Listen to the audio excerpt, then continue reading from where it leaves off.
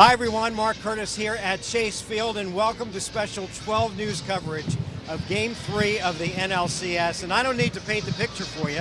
The D-backs have their backs against the wall, but if there's one guy who is indelibly etched in D-backs history, a guy that makes every Diamondbacks fan smile, it's Luis Gonzalez, who joins us live here. And Gonzo, kind of set the scene for us. I mean, when you're down 0-2 against a team like the Phillies, you got to play all out. You definitely do.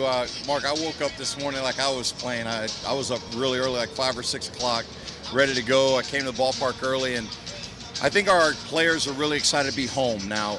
We lost the first 2 games. They know what it is, can't get that back, and now we really have to try to turn the tables. The Phillies have been playing extremely well. We were too until we got to that series, so now we got to find a way to flip the script now and do it here at home. And why do you think they fell behind? And it seemed to me, and you're more in tune with this than I am, but that they got away from what they did to get to this point. Yeah, I think so. I think we have to push the envelope a little bit now in Game 3 and 4 and 5, hopefully. We have to show them this is what got us here. Whether it's Corbin Carroll early in the game, if he gets on a Marte and try to steal, if we get thrown out by 20 feet, it doesn't matter. We got to show them that we're going to still play aggressive. It doesn't matter. We have to take a little bit more chances now that we're down 2 games, and we have to push the envelope. Because Torey Lovullo, who's done a phenomenal job this year, got them here by playing that chaos kind of baseball. Yeah, and you're right. It puts a little bit more pressure on the defense and the guys out on the field. So for us, we have to find a way. I think the key for us is try to get on the board early. If we could score some runs early, put the pressure on the other team.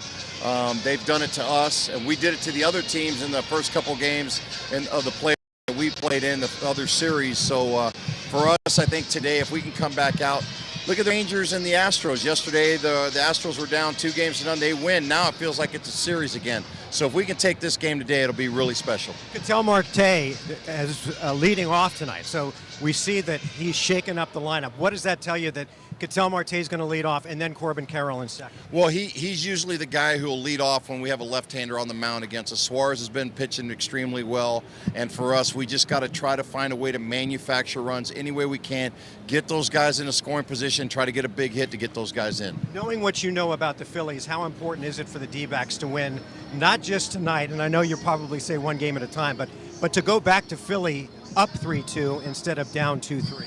Yeah, I think right now, like you said, the main thing for us right now is we've got to lay it all out this one game today, Game 3.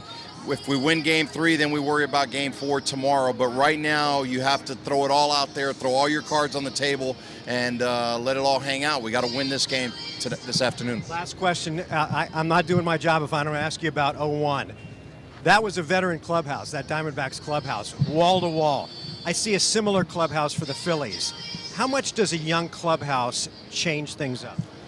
Well, I mean, it's always nice to have those veteran guys. We have some in our locker room here, too, and our young guys have been kind of quiet leaders, too, for our ball club.